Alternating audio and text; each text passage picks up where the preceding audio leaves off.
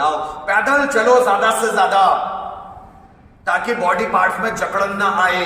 ज्यादा थको काम करते हुए, ज्यादा मेहनत करो, ज्यादा पसीना बहाओ।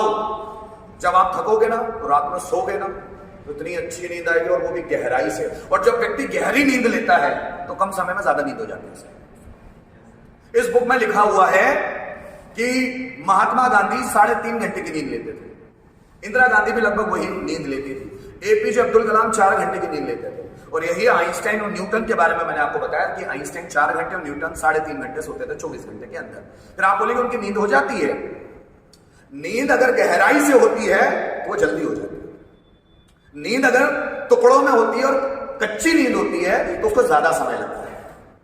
जो भी आधी अधूरी नींद लेते हैं ना उनको ज्यादा समय लगता है, और गहराई से आई हुई नींद 5 घंटे में, 4 घंटे में पूरी हो जाती है।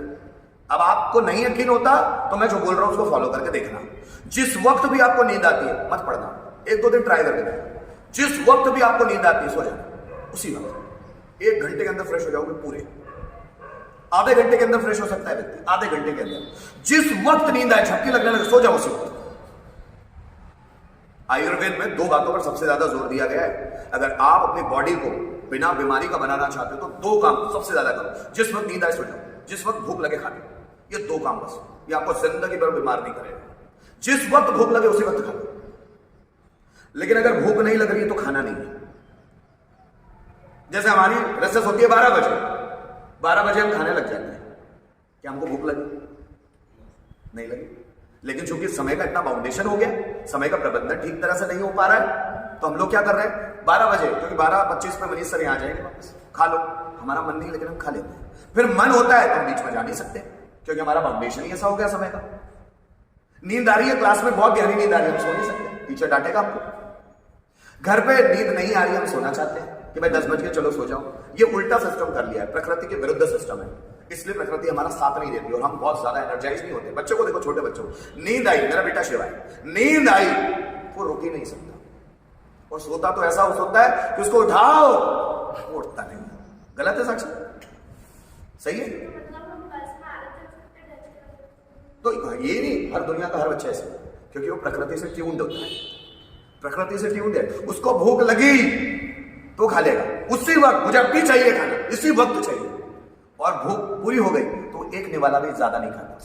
उसमें आदत देखना, हमारे जैसा नहीं है वो कि चलो 2 गुलाब जामुन और खा लेता हूं एक्स्ट्रा, अच्छे लगे, उसका नहीं है। किसी भी बच्चे का ऐसा नहीं होता, क्योंकि बच्चा प्रकृति से आया, प्रकृति में जितने गुण होते हैं बच्चे में होते हैं। तो बच्चा क्या करता है, जितनी भूख लगी उतना खा लेगा, और भूख खत्म हुई भले थाली में एक निवाला भी हो वो नहीं खाता, हो गया मेरा। यही बच्चों की आदत है, जितना पानी की प्यास लगती है ना उतना ही घूंट पीते हैं, उससे ज्यादा नहीं। आपको देखना चाहिए उनको, शायद उनको नींद आई तो वो सो ही जाते हैं, सो ही जाते हैं, और उनको जागना हो तो वो जाग ही जाते हैं। वो बिल्कुल प्रकृति से ट्यून्ड होकर चलते हैं, इसलिए वो बहुत ज्यादा एनर्जाइज्ड रहते हैं। इसलिए बच्चे में बहुत स्फूर्ति होती है, बड़ों में नहीं होती, क्योंकि बड़े सभी लोग प्रकृति के खिलाफ चलते हैं, नेचर के खिलाफ। और वो लोग जो नेचर के खिलाफ चलते हैं उनका टाइम मैनेजमेंट तो बिगड़ेगा ना भाई। टाइम सबके पास 24 घंटे हैं, लेकिन उस 24 घंटे में कोई टाइम को बहुत ज्यादा यूटिलाइज कर रहा है, कोई यूटिलाइज कर ही नहीं पा रहा है।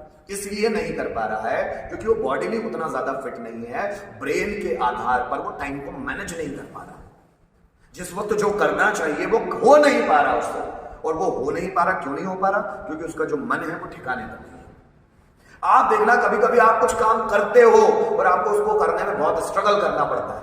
आप वर्ब याद करने बैठे और बहुत स्ट्रगल करना पड़ता है, और कभी कभी आप याद करने बैठे हो वो याद होता चला जाता है, तो आप बोलते हैं मुझे याद हो गया। आप ये नहीं बोलते मैंने याद कर लिया, याद हो गया। बड़े बड़े जितने भी लोग ऐसे ही बोलते हैं मुझसे हो गया, मैंने किया थोड़ी ना।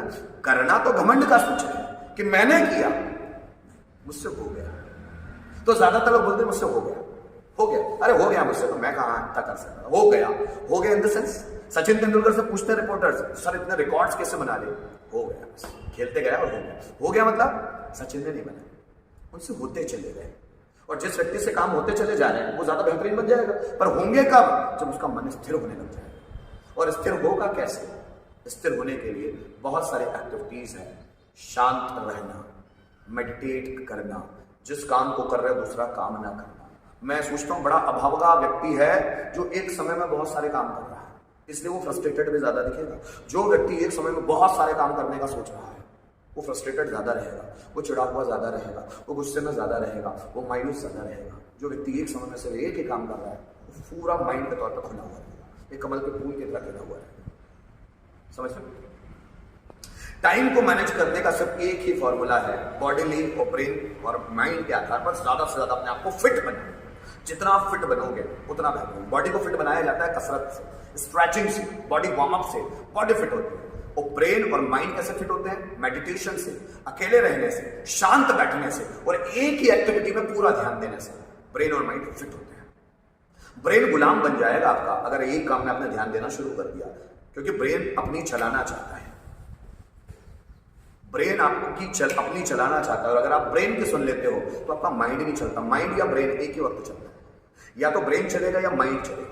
अगर ब्रेन चल रहा है तो माइंड नहीं चलेगा और माइंड चल रहा है तो ब्रेन नहीं चलेगा। और जितने भी सफल लोग हैं वो माइंड से हैं, क्योंकि वो काम करने में भिड़ते हैं तो भूल ही जाते हैं, समय को ही भूल जाते हैं, खाना खाना ही भूल जाते हैं, चाय पीना ही भूल जाते हैं, किसी से मिलना ही भूल जाते हैं, क्योंकि वो मानसिक तौर पर काम करते हैं, बौद्धिक तौर पर नहीं।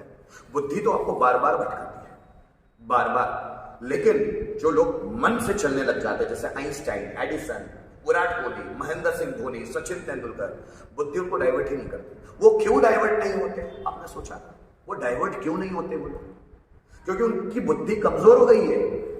जिन लोगों की बुद्धि कमजोर हो जाती है ना, वो डाइवर्ट नहीं होती।